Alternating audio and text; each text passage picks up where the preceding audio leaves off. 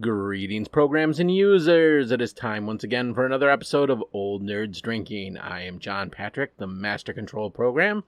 Here with me again in the Nerd Cave studio is Roejen. Greetings, everybody.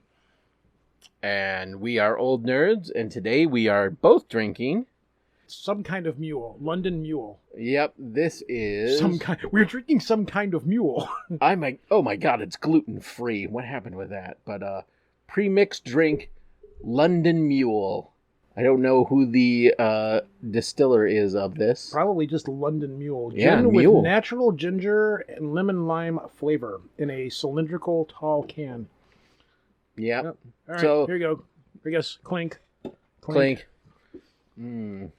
It's okay. You know, it's better if you pour it into a cup with ice and then squeeze like a lime wedge on it. Yeah, it's okay. I've had better mules, though. Mm-hmm. See, that's my thing. I like mules because I like that citrusy kind of with a little bit of bite. I haven't made any mojitos yet this summer, but... I wonder how a mule would taste with my moonshine. If we can make a mule out of my moonshine and how it would be. It'd probably be fine. Mules are... Better yet. If I took my, not to cut you off, but if I took my moonshine, because I'm now, I make margarita moonshine for a friend of mine, and I'm marinating, I'm letting lime soak in it. So I'm wondering if I took a jar of my moonshine and I put actual ginger in there and let the ginger steep in the moonshine, and then we make a mule out of that, how would that work? Yeah, the traditional mule's made out of vodka, which, I mean, vodka itself doesn't really have a flavor. Yeah. Everything else is the flavor of it, and the vodka is just the alcohol. So, yeah, your moonshine would probably work. I propose we try it. One of these days we will. It's just lately I've been since I'm back to working, I'm too damn lazy to sit and take 10 minutes to make a cocktail when I just want something to drink. So I found these at Meijer's, and they're good. But like I said, it's better when you pour it in a copper mug with ice, add like a lime wedge. You know what we need to do? We still need to do this. We still need to make the Mountain Dew drink. Oh, the Dew-garita. I forgot all about that. Still need to do Garita, and I still need to make the Mountain Dew cheesecake. So maybe next episode I'll make one, and that'll give us 2 weeks to get all the stuff together. Yeah. Well, here's the thing. We may be having the whole crew over for 4th of July. Yeah. And that would be an excuse for me to pull out some of the recording gear. We can get some of all the nerd friends on the microphones. That might be chaos incarnate. Oh, but it's so much fun. It might be. I don't know, man. Like when on my show, I get real nervous when I have more than 3 guests on at a time because people want to talk over one another and stuff like that.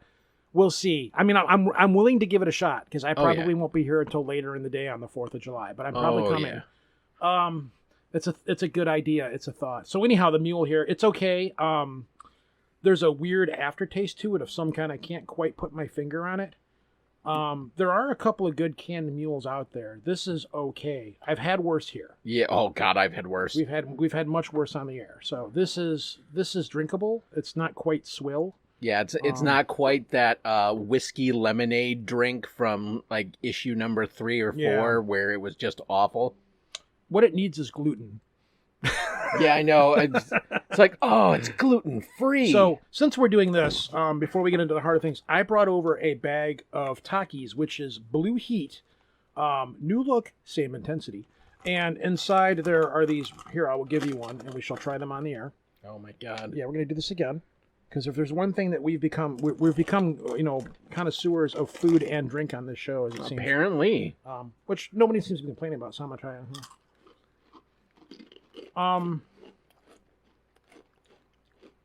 They're okay. I will note that it has the Dorito effect on your fingers, but it's blue. Yeah. So, hot chili peppers. I've never seen. They're not bad. You know, it tastes very lime. I get a lot of lime in it. Yes. Yeah. They're not bad. They're okay. You know, they're not so hot that they. It says on the side of it, extreme heat. So that's what we're drinking. That's the food we're eating. Where are we going to go from here? Where do you want to start? So one of the things I was doing right when you came down is next month, or excuse me, not next month. Next week is the annual prop store auction, and like a sadomasochist, I cruise the catalog looking for like all the cool stuff that's going to be on auction. But this year, when they do this auction, there are some just amazing pieces.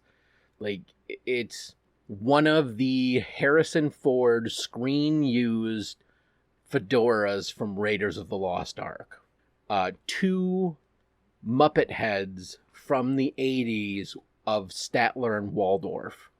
But they also have some like things that you wouldn't expect or things you wouldn't think you'd see.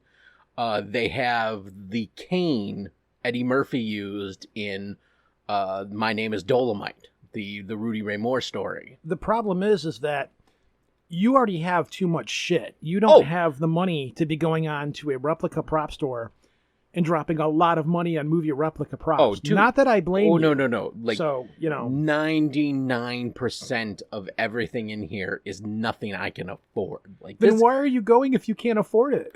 You remember when I said at the beginning of this, sadomasochism? Yeah, that's why.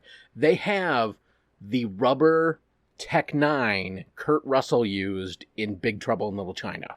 How much is that going for? The starting bid is $1,200. Is there anything on there that's cool that's cheap? Yes. So that's why I brought this up.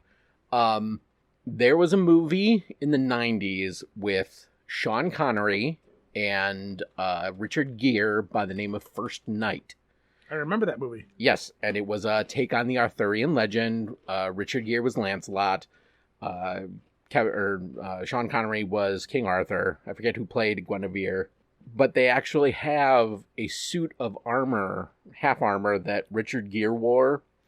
So it's a breastplate with a chain skirt and then like a shoulder shield that he wore. And the starting bid on it is $300. And the expected bid is between $6 and $8. And it's like, wow, I could almost afford that. That's not bad for some That armor. is not bad for a movie. And it is aluminum, handmade. This was made by a movie armorer. So it's a made suit of armor. Mm-hmm. And for $600, I could have that displayed in my nerd cave. No, you won't. There's too much shit in. You can't display anything in here, John.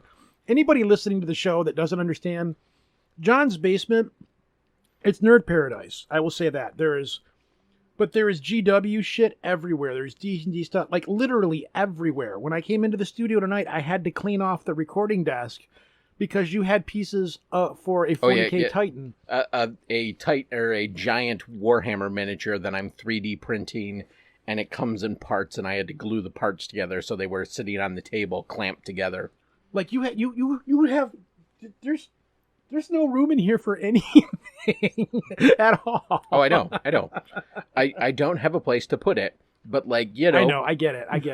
That would be something that should be on display, like in your front room upstairs. Oh, heck yeah. You know? Like, you have a copy of the movie poster. Yeah. Like a light, like LED, like lights shining down on it from above. Yeah, that would be cool. And you know, it's really cool to be able to say you own a piece of a movie. Yeah, I get that. And I mean, there is some... Speaking of which...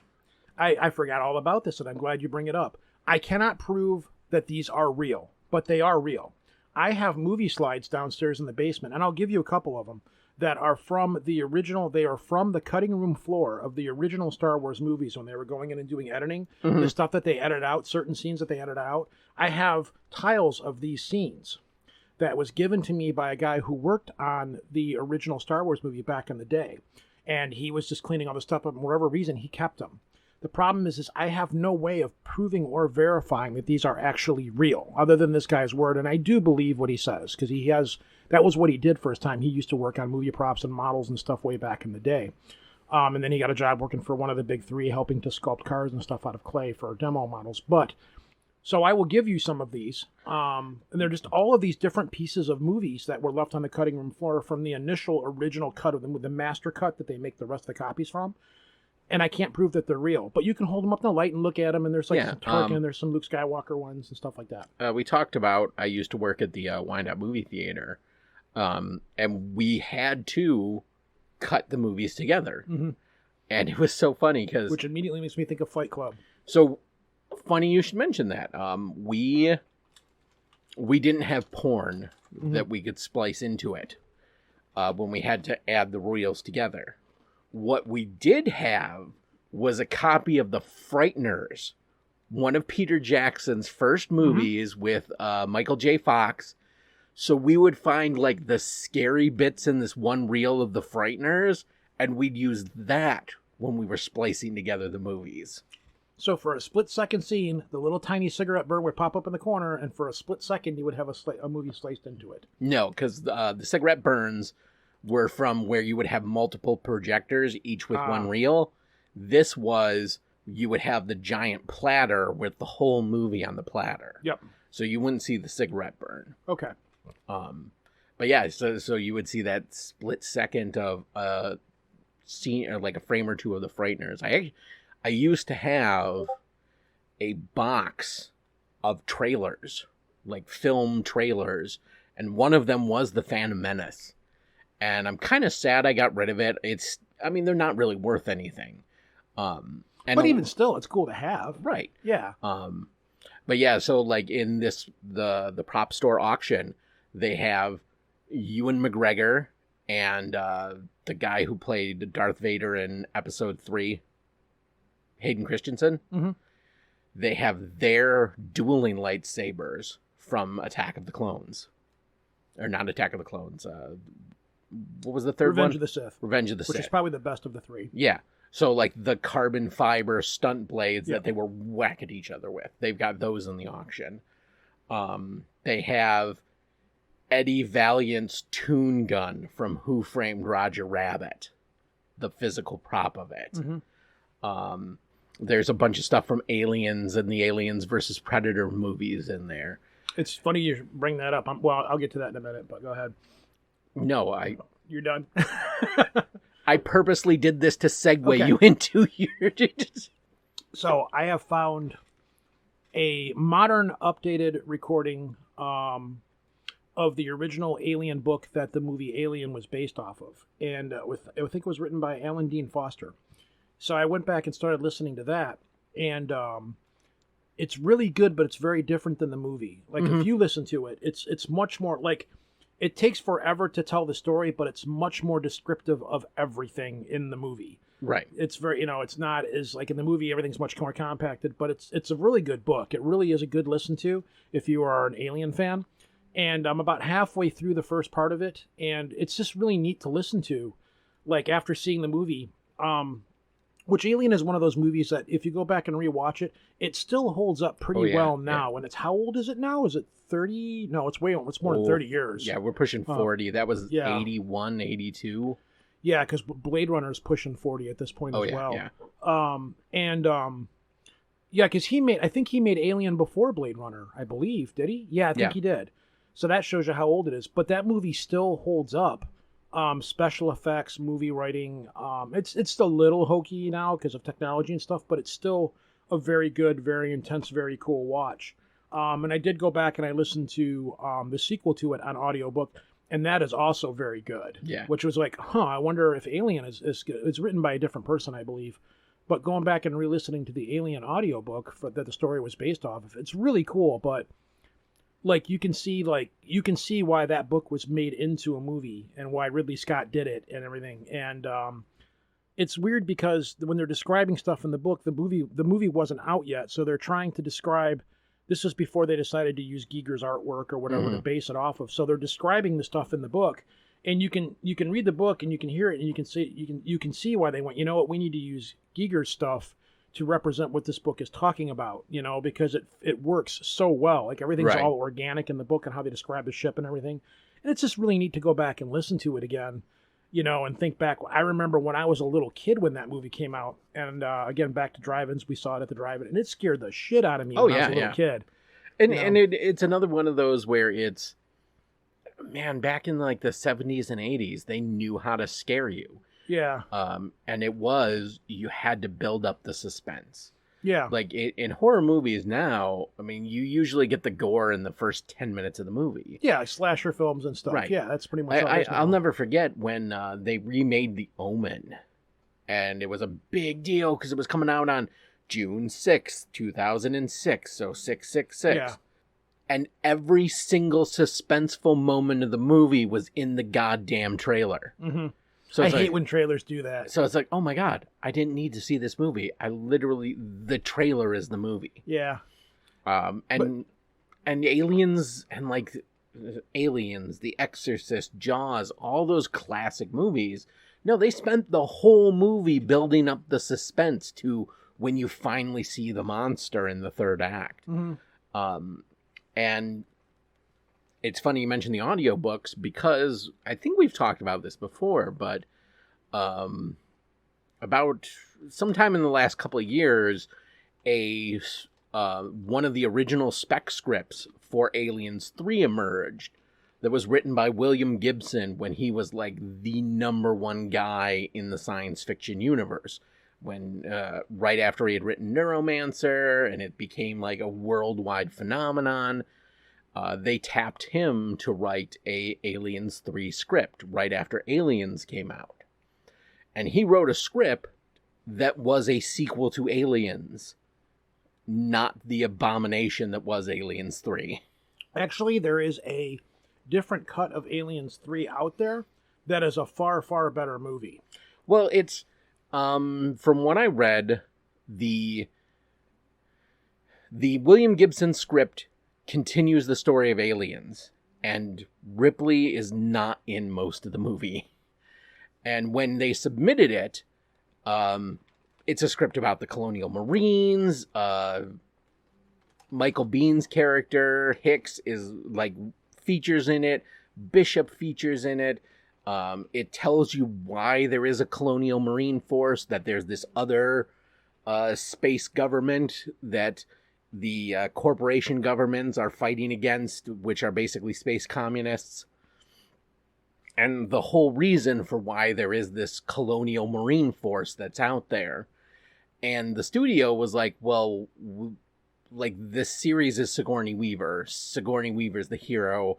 We can't have a movie that Sigourney Weaver's not the hero in it. I get that. And he's like, oh, okay, but, you know, we've got all this story potential from Aliens. And then it's just like I will unabashedly say Alien 2, Aliens, is the best movie in the series. I would agree with that. Yeah, I could agree with that, yeah. And so there's all this world building potential that's in Aliens, and they go absolutely nowhere with it. And Aliens 3 is like almost barely connected to the other two. Mm-hmm. Well, the movie they did for Aliens 3, the movie that got released in the theaters was a very different movie than what was actually filmed and what was done movie-wise. They went back and re-edited that movie, and there is a superior copy of it. The director went out and redid his version of it, apparently. And there's a lot of stuff that's been added and a lot of stuff that's been taken out, etc. And from what I understand, I haven't seen it yet, but it's a much better flowing movie. Nowadays, though, with everybody having editing video technology at home, there was a person that took Prometheus and Covenant and re-edited them together as to one long cohesive movie. Oh my God, yes. Oh, it's amazing. Have you seen it? I have not. It's really, really good. It's like, I kind of wish I had seen that as opposed to seeing the other two movies, because the movies take place kind of at the same time, and it explains a much better story. It's a longer movie. It's a much longer movie. Mm-hmm. It's on Vivo. I will find a link and send it to you if you'll watch it. But it's really good. There's a lot of audiobooks out there that go into that, which is what got me back into the whole Aliens thing, because I was just scrolling through before I went to sleep, and I came across this book called Aliens Bug Hunt. And what it is it's the story of those Colonial Marines, where the guy says, is this another bug hunt, sir? Yeah, yeah. Well, it's all about, it's that crew of Marines going out and finding, like, it's not aliens, but it's a different kind of alien kind of thing. Right. And that's where the term bug hunt comes from. So it's all about, it was a good book. And then it just had me falling back down into that alien rabbit hole again. Oh yeah, and the world, like, there's an Aliens RPG that's out now. Mm-hmm. There actually was an Aliens RPG out in like the 90s. And I remember going to B. Dalton Books in the mall, and they had the like Colonial Marines technical manual there. Mm-hmm. And every time I would go there, I just look through it because it would have like all this all this like source information about the Colonial Marine Force and the different units, all the tech they had, and it was just this book about the world. But they just recently did a new Aliens RPG. There's a you could just play Imperial Guard versus Tyranids. Yeah. There's a not the same. There was an Aliens miniature game, but when Fox or Disney bought Fox, they lost the license. So now there's a new board game called Aliens Another Glorious Day in the Core, and it's kind of a board game version of playing the movies. Mm-hmm. So I wanted to get that and try it out. But yeah, it's another one of those that I love the world. I love the retro futurism of it. Yeah, I was one of the things also, like when I was listening to the Aliens book, it goes into much greater detail describing the ship that they're on. Oh, the Sulaco? Yeah, it describes it. It makes it, you get a more of a feel of how shitty that ship is. Oh wait, no, Alien. So it's the Nostromo. Yes, the Nostromo, and it's also described differently. The Nostromo in the book is described as like a tug that's pulling all this stuff behind it. It is. Well, like, in Aliens though, in Alien, it was just one big ship. No, correct? It was not. Oh, they had stuff they were pulling. Yeah, okay. It was. There was the front end of it that was the Nostromo, and then it was pulling this giant cargo module. Okay, so they disconnected it in the movie when they landed on the planet. I don't remember exactly. Okay, which, going back to the prop store, several, I want to say about 10 years ago, they found the original Nostromo model. Mm-hmm. And it had been sitting outside in a junkyard for God knows how long. That's how it happened to the original Enterprise too, and the Galileo, the shuttlecraft from the original Star Trek. I should say. So Prop Store bought it and then spent like 2 years restoring it, and I want to say last year or the year before ended up auctioning it off. And I wonder how much of that shit is just laying out in junkyards like that. You know, incredible amounts of it, because especially in like this anytime early cinema, it wasn't really until like the 80s that the idea that things from movies became a collectible thing.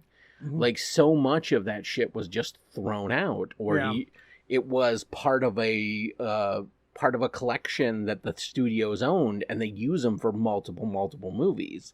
Well, in 2001, after that, they destroyed the models because he didn't want a sequel to be made, so they had to go back and remake all the models for 2010. And they were dead set against it. You also had this happen with Star Trek Wrath of Khan, where they did not want to give the Enterprise over to the director. So they were like, all right, well, they had to recreate the Enterprise, and then they made the Reliant. And when at that point, the model making was a little bit better, so the Reliant was a lot lighter of a model. It was easier to work with and build and stuff. But they did not want to give the model for the Enterprise over for them to be able to do. Oh my God! The movie. One of the things in the prop store auction is the Roger Young model from Starship Troopers. I barely remember it. Oh yeah, basically just one of the big spaceships from that movie too. But yeah, that was the big battle cruiser, if I remember. Right, and then I forget which company, but there's now a model company that makes a model kit for the Discovery from 2001, and it's huge. It's like 4 feet long, like the whole model is. And I'd love to build it, but it's just another one of those I don't have a place to display it. So going back to the audiobook, though, it talks in the book a lot about how the Nostromo it's like, it says there's no room in the ship, there's no recreational stuff in the ship, because all they were supposed to be doing is when they were awake, they were moving stuff around and getting cargo and stuff like that. And any other time they were expected to be sleeping in the sleeping pods. Right. So it's makes it a point to discuss like how it really is. It's just like a tugboat. There's no room on there for anything. Like the mess hall is really messed up and small, and it's just a really cramped ship because the crew wasn't expected to be awake to be out doing stuff. It was like when you're working, you're either, the only time you're awake is when you're working, and when you're not working, you're in the sleep chambers, right, heading between planets or what have you. And it was just neat to hear that stuff in the book and how everything is described. And it goes into a lot more detail describing how the characters are. But when they're describing the characters, because I've seen the movie, when they're talking about Ripley, I, of course, picture Sigourney Weaver, right, Dutch, I picture all the people from the movie.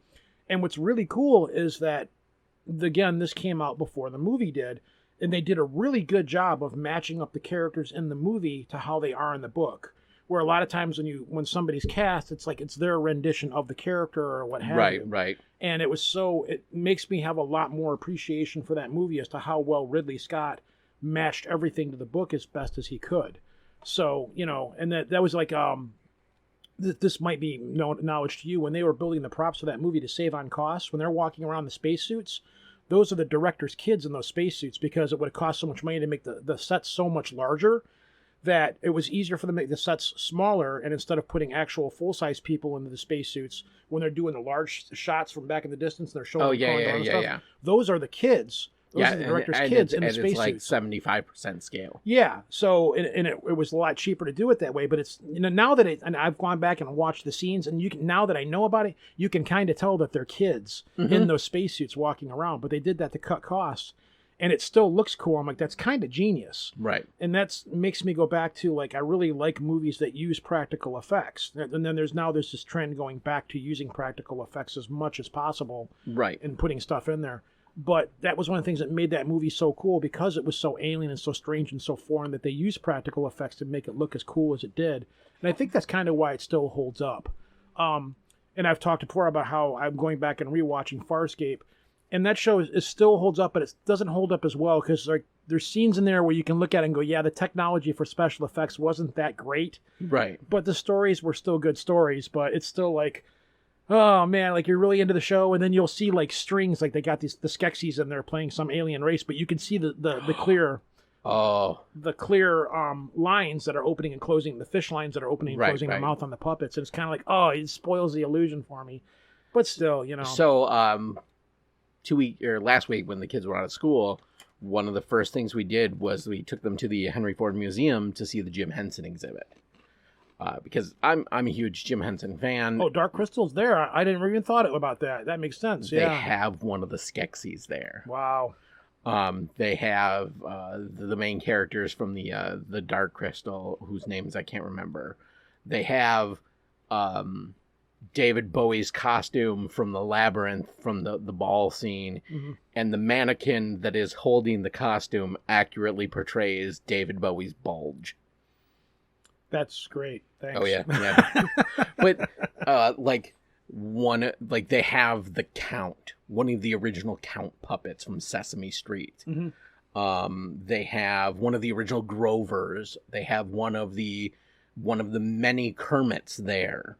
And then they have like one of my favorite skits from the Muppet Show is there was this bluegrass band. And the first time you ever saw them, they're playing this bluegrass folk song called Tomorrow. And it's about a guy who's trying to go to the town of Morrow, Ohio. So he's trying to go to Morrow. Yeah, it's a whole play on words, and the whole song is just that. But one of the bluegrass puppets is Jim Henson. One of the other puppets is Frank Oz, and I forget who one of the other puppeteers is, but the puppet's made to look like him. So it's all the puppeteers made these puppets to look like themselves, and they're playing bluegrass music. And it's just one of my favorite skits. It is one of my favorite things from the Muppet Show, and they have those three puppets there. I really need to go to it because they had the Marvel exhibit there during COVID, and I wasn't able to make it to that. And I'm kicking myself for not being able to go. Yeah, that was really good. Yeah, I'm bummed that I couldn't see that. So I really want to go to the Jim Henson Marvel exhibit. Not Jim Henson Marvel, the Jim Henson exhibit. Oh yeah, and it shows like the history of Jim Henson and like the evolution of some of the puppets, and just it's a really in-depth exhibit. So let's talk about. I'm going to be careful. Well, hold on, and because there's something I want to go to first. Okay. We're talking about movies, and we are standing on the precipice of the Black Widow finally being released after almost 2 years of delays and COVID and all this. We are, I think, 2 weeks from this being out. And every review that I've heard and read and saw, everybody says that it's really, really good and it was worth the wait. Right. The only downside is, she dies. Right. But it's so now, as of last week, all COVID restrictions were lifted in the state of Michigan. So are we going to the movies for this one? My wife wants to go, so I'm going to say yes. Now the question is is renting a theater still an option? I think private showings are still an option for this. Okay, so I'm all for it, but I would like to do the private theater thing because we've established that we're gonna try to do that for Dune. Oh, definitely for Dune. Oh God, I want to see Dune. So I would love to do a private theater thing where it's just us and our people and get a theater. Because there's another podcast that's doing it in Vegas. Apparently, they've already done it, and it's Vegas, of course, so it's gonna they only have like 10 seats left. Right. But find the information out in it, and I'd be interested in doing an O&D, meet up with as many people. O&D at the movies. Yeah, O&D at the movies would be really cool. Oh man, that'd be great. We could see if we could get a little bit of extra time and have like the road set there and record. Well, if not, I got a Zoom now, which is pretty good. So right. we could do the Zoom thing if possible if you wanted to. But I'm interested in it. Yeah, but we're at a point where it's conventions are starting to happen now. Yeah. Most of my conventions for this year would have happened before the restrictions are lifted, but the Michigan GT, which is a miniature convention I go to in Lansing, is happening. Tickets go on sale next week. How much is that? There's not a fee to go to the convention. You pick the events you want to play, and then you register for the events. I would probably be going just for the trade shows. There's like a half a dozen vendors that are there. I'll pass that. But I know they are playing Blood Bowl. Yeah, again though, I'm so busy right now. Yeah, no. Like Jake and Tom over at Jake and Tom really want us to go up north and hang out with them, and I'm like, date, time, like when, Well, and they were talking about the Grand Rapids Comic Con. Yeah, but I can't make it to that either. It's just too hard. I want to, but I can't. But are you ready to go back to cons? Oh yeah, I am. Yeah, because I'm vaccinated. And I'm not worried about it. I've already been around people who have had COVID since I've been vaccinated, and I'm fine. I'm fine. Yeah, I'm completely ready to go back to cons. I'm not scared or worried about it at all. I maybe so there's probably people out there probably laughing at me right now, but I'm not worried about it. Well, and it's I was talking to somebody at work the other day, and they're like, "Oh, what's this movie about?" And I'm like, "Shit, I don't know. I haven't seen anything about a movie being released in over a year." Mm-hmm. The only movie I know anything about coming out soon is Black Widow.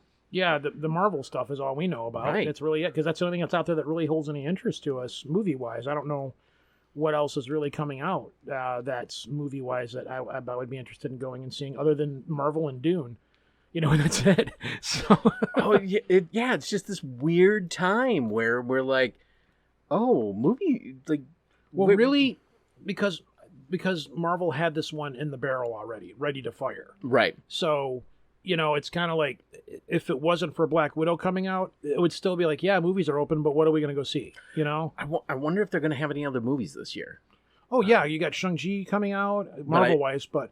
Is that coming out this year, or is that coming out next year? No, I think it's coming out this year. Actually, I think there's 3 Marvel movies coming out this year. I think the Eternals, Shang-Chi, and Eternals. Yeah, the which we're still going to go see. Yeah. It's like Star Wars. Like, we know we're going to go. Star Wars could release a movie, and I'm like the last 3 movies, I'm like, I didn't want to go. I thought they were going to suck. They pretty much did suck, but I still went and saw them.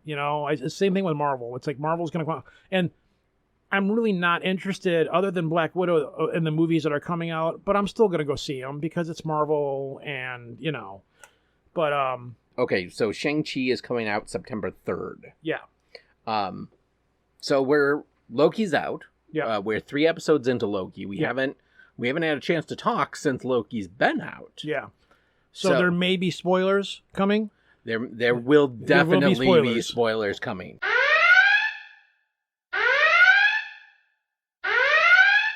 There's spoilers coming. So if you haven't watched the show yet, there will be spoilers coming. Yeah, this is your chance to bow out gracefully, yeah. But otherwise, spoil it.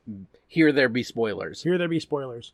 The Loki show, to be honest with you, I really didn't care that much for it. Now, but since the last episode, my opinions changed on it. It was a real slow burn for me. I watched it because, again, it's Marvel. It was good, but it wasn't, I didn't think I just wasn't as into it, but I was still watching it. Now, with the last episode, I'm beginning to put things together and see that there's a much bigger picture in the Marvel universe going on with this show. And the last episode, actually, it had some excitement to it. It had some adventure to it. It wasn't as cerebral. So I did like the last episode a lot better, and now I'm actually more invested into the show. But here's my theory. I really believe that Kang the Conqueror is actually the one that's pulling the strings behind the scene. We now know that the Time Control Organization are not the good guys. They're not the people that you're led to believe, because everybody there is a variant that they've pulled. Like he was told, oh yeah, this was created. We are all created by the Time Lords. Blah blah. I know it's Doctor Who, but still. That was how I pegged it as. It was like, oh, so this is just Tom Hiddleston as Doctor Who. Kind of yes and no. I like the Sophie character a lot, and if you read the comic run where Jane Foster becomes Thor, which is what Thor: Love and Thunder is going to be, Loki in that comic book was the female Loki. So by doing Sophie, the female Loki, they're setting her up to pop up in the next Thor movie, Love and Thunder. So I'm sure she'll be back for that. The other thing is, there's been a lot of talk at Marvel about the Secret Wars coming up. Now, if they follow the comic book... Secret Wars. You didn't like Secret Wars? I hated Secret Wars. Secret Wars 1 was okay. Secret Wars 2 was dumb. The thing is in Secret Wars, they pull everybody to this pocket dimension to have these battles and stuff like that. Well, where the time variant central, their location is a pocket dimension. I personally really believe that it is the city that you saw in the background in Ant-Man and the Wasp in the Quantum Realm, which you saw in a brief scene really quickly, because the people at Marvel were like, go back and watch that movie and pay real close attention to that scene. They never really said why, and all you saw, oh, there's a little tiny city in the background for like a brief scene. And they've already casted Kang the Conqueror. Kang the Conqueror is going to be the next major villain in the next Ant-Man movie. So I think that this show is setting up it's setting up the multiverse, which could lead very well, now that they've established what variants are, now you have the setup for the next Spider-Man movie, which is the worst kept secret in Marvel. It's going to have all 3 Spider-Men in it. Yeah. So there's your variants right there. The variants of Spider-Man. They're all variants of the Spider-Man from different timelines, or however the hell they're going to do it. So it sets that up. You've also got the Scarlet Witch thing, Doctor Strange, the Multiverse of Madness. All of this stuff, I think, is tying into this show. And Tom Hiddleston himself has said that if you watch the show, it's going to unfold very much the way that The Wizard of Oz does, where you get to the end of the show, and what you think is actually going on and what you've been led to believe is going on, when they pull the curtain back, it's actually something far different. Mm-hmm. So I think that's what's going to happen to it. And now that I've been watching the show and piecing all these things together, my theories, as last time we were talking about theories on our show, some of my theories are right, some of my theories were wrong, which doesn't bother me. That's cool. I'm fine with it. But I think that's where this is going. And plus and the other thing is, that's already been greenlighted. Before it even aired, it was greenlighted for a second season. Right. Yeah, now I'm getting into the show. I'm beginning to like it a lot. I'm beginning to... Well, and it's... Now, the question is, not to cut you off, we know how she explains how her enchanting power works, where she takes people to a memory and she manipulates that memory. So... what's going on here? They're both Loki. They're both mischievous. They're Loki. They're going to do the weird stuff that they do. So is Loki being enchanted right now? Is he actually on this planet that's about to blow up? Or is this the Enchantress just playing a head game on him or whatever? Or is Loki playing something on his end? Does he have his own game going? Plus, there's another thing. They're running through the city and a big building's about to fall on him, and Loki stops and makes the building go back. So does Loki have a time stone that he stole from does he have one of the Infinity Stones that he stole from the Time Variant Association? Because they don't work there. So when he goes back into a normal timeline, do those stones work, and does he have one? I know that's a weird little thing to side tangent, but I'm very curious about that. Continue. So starting at episode 1, it opens up showing the scene from Avengers where Hulk comes down the stairs, as Hulk hates stairs, kicks the box open, Loki gets the Tesseract, mm-hmm. and disappears, and reappears in Mongolia, and as he is dusting himself off, that's when the Time Variant people appear and say, oh, you're a variant, and they take him. And I love the, going back to Aliens, the 70s kind of retro futurism of the Time Variance Authority. It's the little cartoon, the typewriter kind of keyboards. Yeah, everything's got this like 70s retro tech. Yeah. 70s futuristic vibe. Like the Time Variance buildings remind me so much of the Renaissance Center downtown Detroit. Mm-hmm. Like that, just that vibe of this is what somebody in the 70s thought the future was going to look like. And none of that. Well, it always goes that way. The Art Deco movement, the future is never what we think it's going to be. But in some ways, those futures that aren't the way they're supposed to look are just as cool as their own thing. It goes back to like Neuromancer and all, like the way that Neuromancer describes how the future is going to be. It's never completely actually right. Yeah, William Gibson still to this day beats himself up for not being able to predict that payphones were going to go the way of the dodo. But still, So, and then we're introduced to that he's a variant, and what happens to variants is they're captured, and they're either disintegrated, or we don't know. We just see them being disintegrated. Yeah. Then, which Wilson is it? Luke or Owen? I think it's Owen Wilson. Wilson. Mobius is what his name's Mobius in the show. So Owen Wilson comes in, and he recruits Loki to help him track down this other variant. And then at the very end of the first episode, we find out that the other variant is another Loki. And when they do that, he shows like a little holographic effect with other Lokis. Yeah. And you see like the Hulk troll Loki. The troll Loki and all that. The actual Norse Loki, female Loki, all these different ones. But I was kind of led to... I thought that the whole show was going to be him hunting down different Lokis and not just the one. Oh, and we're forgetting the best part. The finding out that Loki was D.B. Cooper, and it was because he lost a bet to Thor. Yes. So they brought back the whole thing of Loki and Thor doing these weird bits together. Well, they said what they wanted to do is... They had Loki as a character, but they said, well, let's explore what's going on with Loki when he's not around Thor. Right. And I was like, I was kind of like, where's this show going? Well, we'll see. And what I'm leaning up to is what I believe is the most important part of the first episode is that scene where Mobius is showing Loki the reel that's essentially the greatest hits of the greatest hits of Loki's life. Yeah. And he's like, well, you're the god of mischief, but what does it mean to be mischief? Well, I'm going to rule. It's like, no. You're not the ruler. You're the god of mischief. Mm-hmm. And he's like, your job, you exist to have people foil you and be better versions of themselves after. Mm-hmm. And I think that is going to be, in the end, be a super, super important point of the plot. Is that idea that Loki is the person who makes people better by foiling him. Mm-hmm. And I think that's going to lead to something big with Mobius. I think that's going to lead to Sylphie becoming her own character. Oh, yeah. I absolutely believe that. Which is one of the reasons why she said, I don't go by Loki anymore. I go by Sophie now.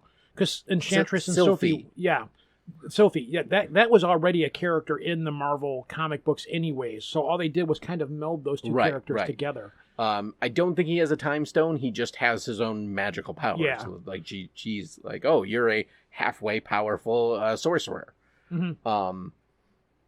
But oh my god, the scene in the second episode where they go to the Renaissance Festival. Yeah. It's like, oh, so many memories. Yeah, I'll say another thing. Like again, Marvel has really put a good budget into these shows. This one especially. Yeah. Well, this was the only one that wasn't affected by COVID, apparently. The other two shows were affected by COVID because of everything that was happening. This show was not. And, they did exactly what they wanted to do with this show because they weren't impeded by anything. Right. So, Oh, and I love the fact that Miss Minutes is Tara Strong. Mm-hmm. I love kind of like the Time Variance Authority reminds me of the Central Bureaucracy from Futurama. Little known fact, in the Spider-Man 2 with the Vulture in it, they used that exact same building. That is a hotel in Atlanta. And there is a scene in Spider-Man 1, Spider-Man Homecoming, was... Yeah, and where the vulture's flying down from the ceiling, it is that hotel. So they've used that. Sony has used that hotel, and now Marvel has used that hotel. That building with the really crazy, how the elevators are, how it's shaped and stuff. So, are we done with the Loki thing though? Because we kind of just went right out of that. I think I don't know if there's too much more we can say about Loki at this point, really. Yeah, watch it. It's amazing. We got to talk a little bit about Rick and Morty. Okay, yes, I was gonna say because we're about done here, but Rick and Morty, yeah, Mr. Nimbus. I love how he's like.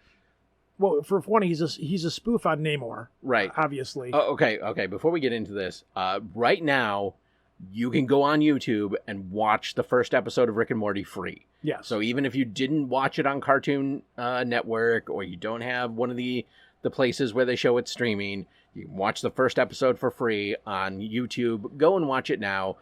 It's Rick and Morty. The best line. Well, there's a lot. That's the problem with Rick and Morty. There's so many good lines in the show that. Well, and it was the whole like subplot of so he's gotta have this dinner with Mr. Nimbus, and the ship is about Rick's ship is about ready to crash, and Morty calls that girl up, and he's like, "Yeah, I'm sorry, it couldn't work out." And she's like, "Well, Jennifer." Yeah, Jennifer. She's like, "Do you want to hang out tonight? Do you want to watch a movie together?" And he's like, so he finally like figures out a way to land the ship because Jennifer wants to go on a date with Morty and Morty's in love with her. So he crashes the ship. He manages to save it, and he crashes into the ocean. And Rick's all like, "You fucking dumbass! You touched the water. You never touched the water. Blah blah blah." And so then Nimbus pops up, and Nimbus is a spoof on Namor from Marvel, except for he's ultra. I don't want to say he's Freddie Mercury-ish, but he's a very sexual creature. Very. Let's just give it at that. Like the overly, like, did you notice every time he moved around, like his crotch would wiggle a little bit? Yes. Like, and he's super sexualized. He shows up. Apparently, him and Morty had some kind of a treaty where Morty wasn't allowed to touch. Rick wasn't allowed to touch the ocean. So, Because one of these talkies in my mouth. Because Rick violated the treaty, they have to renegotiate it. Yep. So Mr. Nimbus is coming to dinner. Yeah. And Mr. Nimbus likes wine, so Rick opens a portal to a dimension where time moves faster. So they age the wine there. Yeah, and they're aging the wine there. And of course, Mom and Dad come out. We're sexual positive now. We watch porn together. And yeah, like Summer walks in, she's got the best line. She's like, "Time to lick tits," and they're like, "What?" And she likes to like zip up her shirt and stuff. There's all of these great lines in the show where it's just gold. Like they say so much funny shit in these episodes. It's hard for me to remember all of them. I have to go back and rewatch them again and again and again. But so Morty goes back to like Jessica comes over. Morty goes back to get the wine, and there's a dog person there who helps him move the wine into his realm. But when the dog person goes back, because he's been in our realm where time moves differently, he goes back to his dimension. Like 30 years later or something like that. His wife is dead. His child is a adult and kills his father because his father left them. Mm-hmm. And they hate Morty. Yeah. And every time he goes back to get another bottle of wine, he fucks something up even more in that timeline. Right. And eventually they build this whole castle around the spot where the wine... So when Morty asks Rick about, like, well, time moves differently, so it's a Narnia thing? He goes, "I'm not a beaver that believes in Jesus Christ, Morty." Yeah. So, like, he goes back, and they're waiting for him, and they beat him up, and they knock out one of his teeth, and he goes back to his realm, and he's like, "All right, fuck this Narnia shit," and, like, comes back. And he kills everything. Locked and loaded. Yeah. So then he goes back again, and this guy's like, "I've killed him. I'm ascending to power now." And this other guy comes up behind him and kills that guy and says, "My whole life has been based on a lie, blah, blah, blah." And then Morty shows up. The guy goes, "Oh, he's real. Oh, my God." Right? It's just how, like, he's only going to this realm long enough to grab a bottle of wine and go back into the other realm. And him building this whole mythology out of it. Yeah, it's just hysterical. And then like, he leaves a technology glove there that he was using as a weapon, and they reverse engineer it, and then they become like this super advanced sci-fi race. It's kind of like the episode with the snakes in space, right? Like like how he just goes and just fucks with all these alternate dimensions and timelines by just doing the simplest, stupidest shit. Like all he's doing is going and getting a crate of wine and just getting that crate, and then the Nimbus guy just keeps busting these bottles of wine and saying, "Bring me more wine." And then he gives Rick and Morty's mom and dad a contract for a threesome, and it's just something like not responsible for death due to orgasm or something like that. And she's like, "Should we do it?" He's like, "I don't know. What if I fall in love with him?" All this shit. Then Jessica gets drawn into the Narnia dimension, and Morty has to go and rescue her with Rick. But they've advanced so much that they're even more advanced than Rick. Yeah. And they end up having to get saved by Mr. Nimbus. And you find out that Nimbus and Rick had this whole history where they used to adventure together, but then they became enemies. And when they get back to the normal world, Jessica's like, I've seen time and space. Yeah. And like, she's now the star child from 2001. Yeah. She's like, I don't think we should do this. We're not going to. You're like, okay, I guess we had our time. But the funny thing is, Summer shows up at the end. They send Summer to go and get this magical conch shell to be able to destroy Nimbus. And at the end of the episode, like they're all Rick and Nimbus are cool. Yeah, they're cool. They're going to be buddies again. And then she shows up with this conch shell. She's like, I got the conch shell. And he's like, no, you were supposed to destroy it. So she blows the conch shell and it fucks everything up again. Nimbus becomes all buff and is just beating the shit out of Rick. Yeah, that show was like. It's like, I don't know. The only thing I compare it to is the modern Simpsons, because it's just like, how can they keep getting funnier and funnier with this? How can they keep doing it, you know? And which, to turn it around again, the writers from Rick and Morty were the ones that worked on the Loki show. Mm-hmm. So they're used to dealing with all this time variant and dimensional stuff like that. Well, and it's okay. So Rick is one of those characters who is just a despicable human being. Yeah. And the people who idolize Rick are really missing the point. Yeah. And in the last season or two of the show, they've really taken a hard stance of, yes, Rick is a despicable human being, and everybody else is like starting to realize that and be better themselves and not rely on Rick so much. And I kind of like that direction that the show is going. Which kind of goes back to what you were saying about Loki. Loki makes people better by foiling his plans. Yeah. So, yeah, I guess it all kind of ties in here. It's all interconnected, man. It's all interconnected. The raccoons are working for the CIA, man. I'm telling you. Oh, shit. Oh, my God. I just forgot. On that table, there is a paper bag with handles on it. Rock, paper, scissors. I have been handed a paper bag with black handles on the top of it. Yeah. So, a couple of weeks ago, it was Lisa's birthday, my girlfriend Lisa, and we were out in Ann Arbor, and we were going through all the, like, cute little shops in Ann Arbor, and I saw this, and it so specifically was for you that I had to buy it. Is it the Suckmaster 9000? No, they didn't have that. I'm afraid to put my hand in here. I feel like I'm putting my hand in the box of Dune. You know, you're going to put a gum jabbar. Yeah, you're going to put a gum jabbar to my neck or whatever. Yeah, so this is a little something special for you. There's a black cup. Who run the world? Squirrels. Oh my God. Because you are the Lord of the Squirrels. Yes, there is a new batch of squirrels in my backyard. They're babies, and they're slowly starting to warm up to me.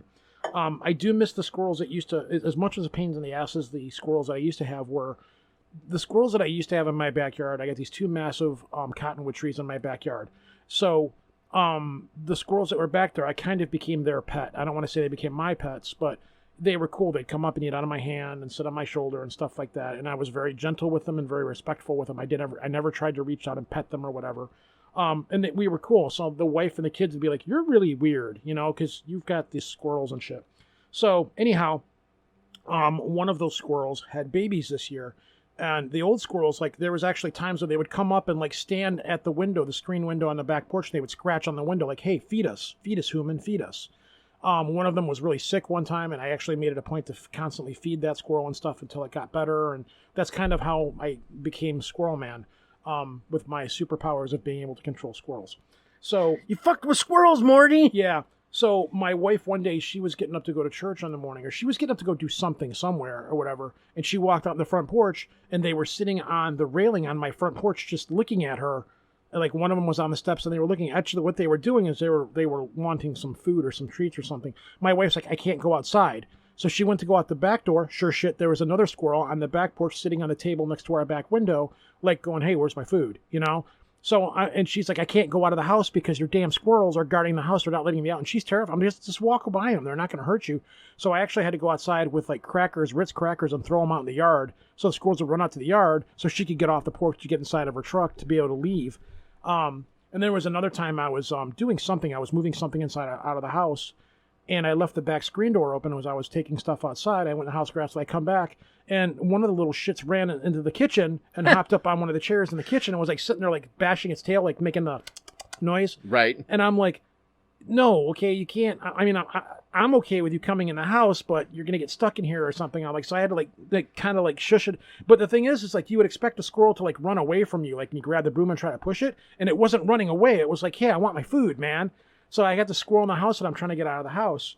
So I have this weird like ability. When I was down in Florida last year, I went to St. Augustine and I went up to this machine and they were selling like snacks and stuff like that.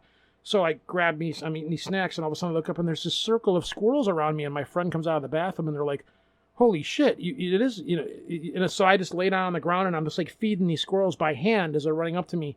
So I have become known as the Squirrel Master. Like the movie Beastmaster with Kevin, whatever the hell his name was, I don't remember. And he had the pet ferrets. Kevin Sorbo? No. No, I was going to say, that's not Kevin Sorbo. I just said that. All I remember was the ferrets.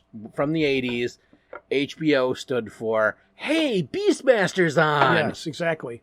And he had the pet ferrets and stuff. And, right. You know, so my superpower is I have animal friendliness with squirrels, which is... You know, so when they do rule the world, I will probably have a special place in their heart. And, you know, and I will gladly serve my squirrel masters when that day comes. I have no problem with that. I, for one, welcome our squirrel overlords and the rise of their nut-based empire. I do. I actually do.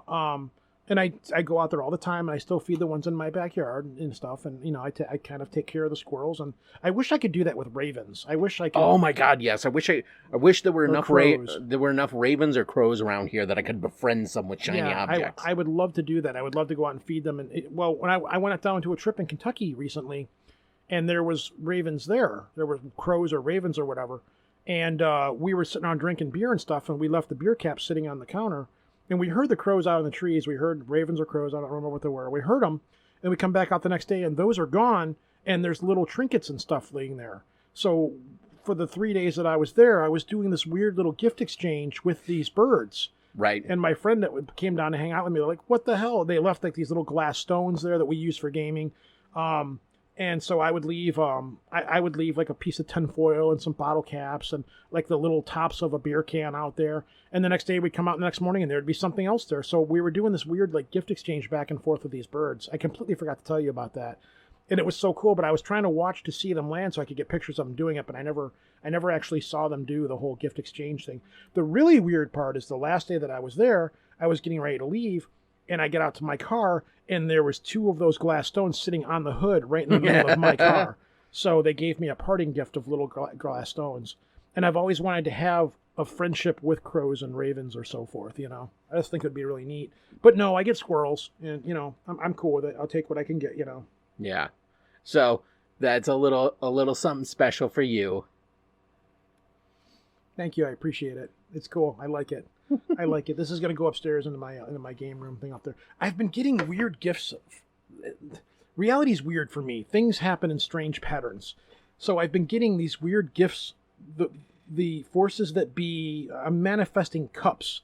Like I found this really cool brand new purple nice size Yeti cup in my front yard, which I love. I took it and cleaned it all up and sanitized it and did anything wrong with it. And then my sister gave me another kind of Yeti-like cup that says Roejen on it, and it's got the Nordic runes on it. And then now you give me this cup. So it's an odd situation. Like we're just like cups are coming into my life now. I'm not really sure what the cosmic meaning behind all of this is. Mm-hmm. And but yeah, this is cool. That my wife's gonna get a kick out of this. My wife and kids are both gonna laugh at this. Who runs the world? Squirrels. That's cute. Thank you, Lisa. I appreciate it very much. And with that, we can call this episode done. You can find us on the Old Nerds Drinking Facebook group. Come for the podcast, stay for the memes. or you can email us directly at oldnerdsdrinking@gmail.com. But for tonight, I'm John Patrick, the Master Control Program. Oh, and this is Roejen. Peace out from Detroit. Check out my show, Project Archivist, which covers the wonderful, the weird, and the strange.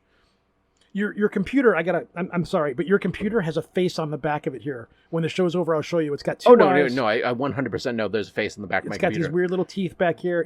And where the power supply is the mouth, and it screams. Yeah. So I'm sorry to derail the end of the show, but I'm trying to take a picture of this and send it to a friend of mine because I'm recording a show with this weird, goofy face staring at me the whole show. I keep looking over at this weird, goofy face. So, yeah, peace, folks. Take care. Stop and listen to my show when you can. And with that... End of line.